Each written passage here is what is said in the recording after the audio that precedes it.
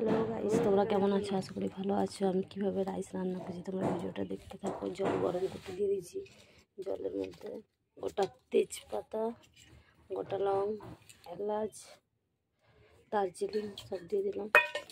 একটু সাদা তেল দিয়ে জলটা গরম করতে দিলাম।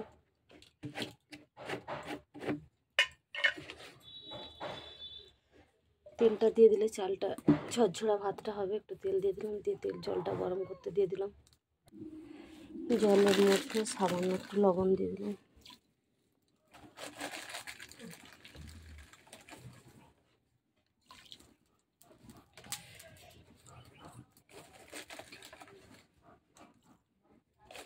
লবণটা দিয়ে দিলাম সামান্য একটু। জলটা তা হয়ে গেলে চালটা ভিজিয়ে রেখেছিলাম 1 ঘন্টা আধা ঘন্টা চালটা ভিজিয়ে রেখেছিলাম। জলটা গরম হয়ে গেলে চালটা দিয়ে দেবো। জলটা গরম হয়ে গেছে, এবারে চালটা দিয়ে দেবো।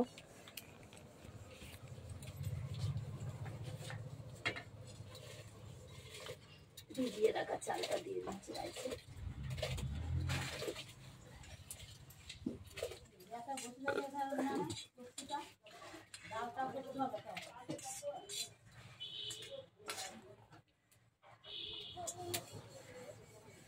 চালটা দিয়ে দিলাম। বন্ধুরা, গ্রামের বাড়িতে তো উনুনে করতে খুবই ভালো লাগে। উনুনে করে বসিয়ে দিলাম।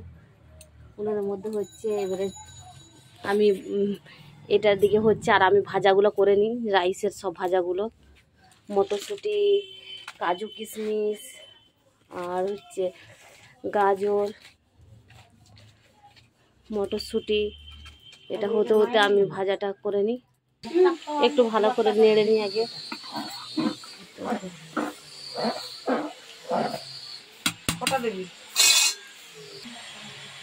রাইসের জন্য এগুলো একটু ভেজে নিচ্ছি। জায়ফল আর জয়ত্রীটা একটু কড়াই নেড়ে নিচ্ছি। কড়াটা এগুলো একটু সামান্য ভেজে গুঁড়া করে নেব।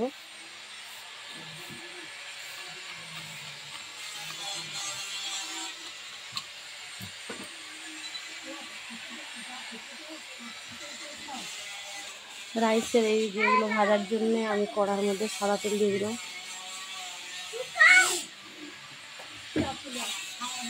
সামান্য একটু ঘি দিয়ে দিলাম। কড়াটা তাপতে একটা কড়া গরম হয়ে গেছে। বিনস কলাইগুলো দিয়ে দিলাম।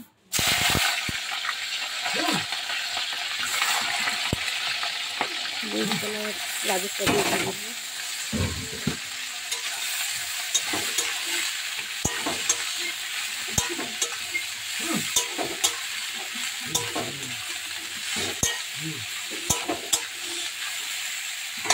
একটু ভালো করে ভেজে নেব।